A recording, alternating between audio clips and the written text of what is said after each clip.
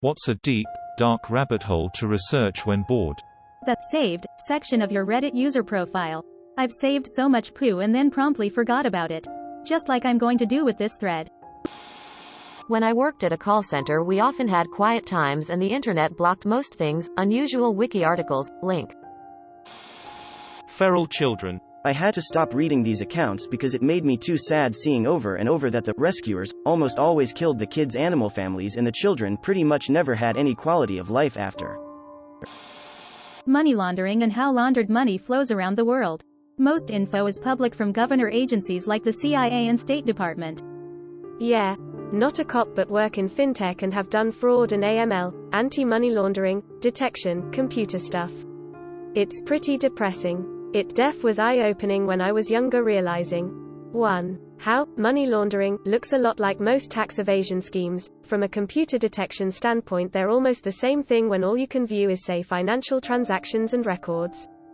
2. How many prominent banks, politicians, and authorities will alert on models built using the information in 1.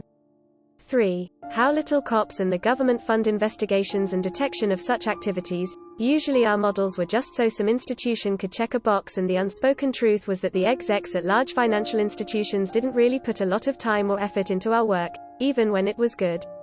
There's a reason the D cartels operate with impunity, and the George Carlin bit was 100% right when he said the way to really fix a lot of ills in the world is to start forcing international bankers to see jail time when they knowingly operate with unsavory people.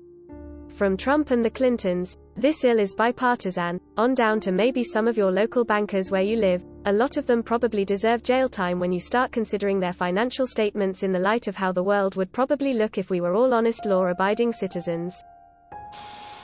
This should give you an hour or two. List of unusual deaths. Link. A poodle named Kashi, in Caballito, Buenos Aires, fell 13 floors and hit Marta Espina, 75, killing both instantly. In the course of events, Edith Sola, 46, came to see the incident, and was fatally hit by a bus. An unidentified man who witnessed her death had a heart attack and also died on his way to the hospital. The wiki for the timeline for far future events. If you want to feel insignificant and learn some poo, check this out. Link. Dude, I read the whole effing thing and I got to work all day tomorrow, thanks for the link, but F you. Prion diseases. Every single one is weird and dark. It includes cannibalism and family curses. And deers walking on two legs. And industrial farming plus forced cow cannibalism. Edit. Thanks for 2,000 upvotes. I would also add treating people with dead people's brain extract, and also that fungi can get prions, but they just don't care that much. Fungi are weird. The history of lobotomies and cannibalism. I have spent more time researching these topics than the time taken to write a 90-page essay. Super fascinating if you don't get grossed out. Lobotomies disturb me in more ways than I can express. It's a profound violation of your identity and self. To have your very mind mutilated until you don't even recognize what you are. That total robbing of you as a person, leaving you mentally inert, is a thing out of horror. Caving and cave diving accidents. Accidentally watched one in YouTube, then went down the rabbit hole. This led to some more parallel topics of horrible fates, bad deaths, etc. After few days, started getting disturbed sleep as this became my routine of watching before the sleep time. With self-restraint, finally I got out of it.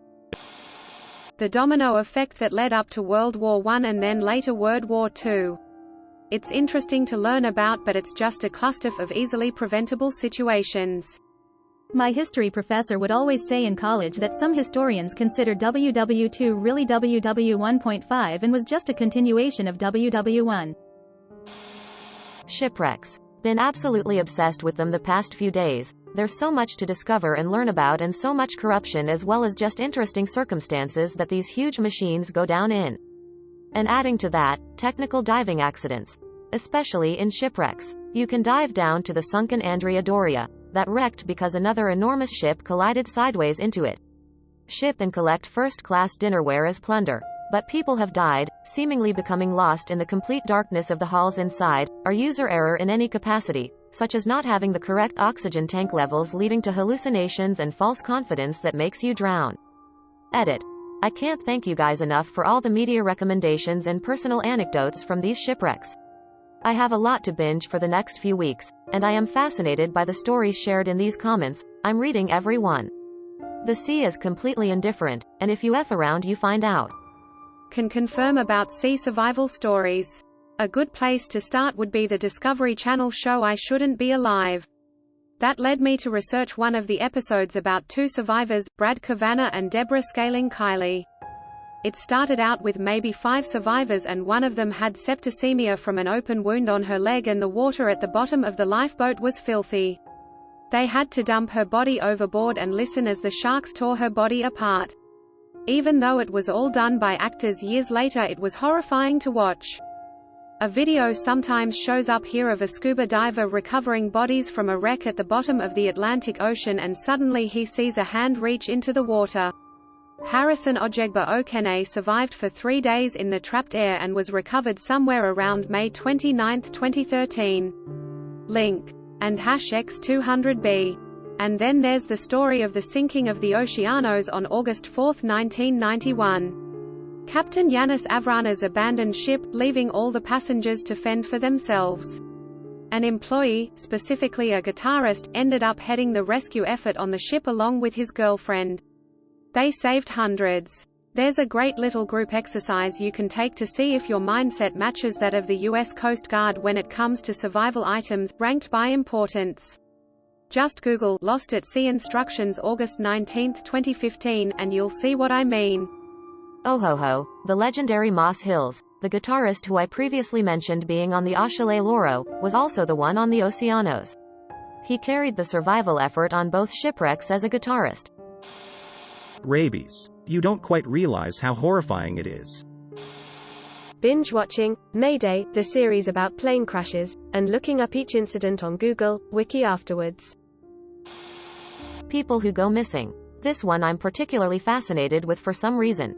Maybe it's because I like this YouTuber and how he formats his videos, but I've watched this video about a missing Canadian girl 3 times.